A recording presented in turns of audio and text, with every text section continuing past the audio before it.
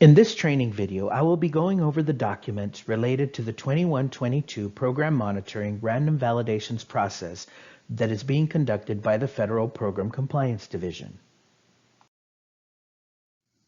The following documents will be attached to the LEA notification email: a random validation handbook that is specific to the program requirement that your LEA has been selected to participate in, and a submission packet. The Random Validation Handbook will include an introduction that provides an overview of what the document can be used for. The next section of the handbook includes the Random Validation Item alignment information.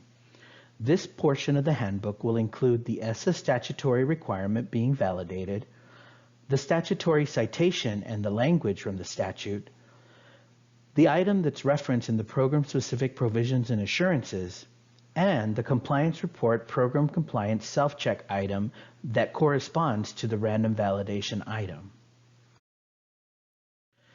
The next section of the handbook includes very important information.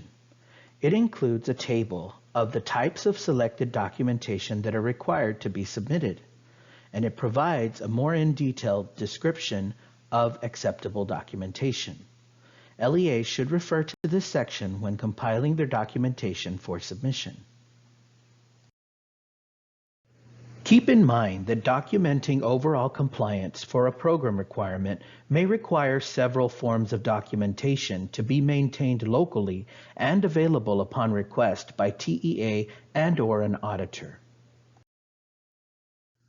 To ensure overall compliance with program requirements, LEAs should refer to the program guide and/or other program-related resources that reference the multiple forms of documentation required to be maintained locally.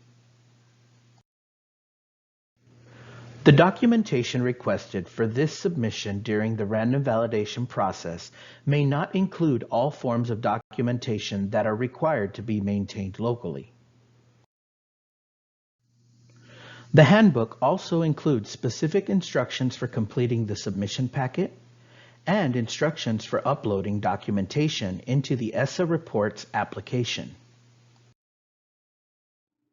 The Random Validation Handbook concludes with the Phase 2 Random Validation Timeline. As you can see here, the timeline includes the tasks for the random validation as well as all the due dates. We will now take a look at the contents of the submission packet.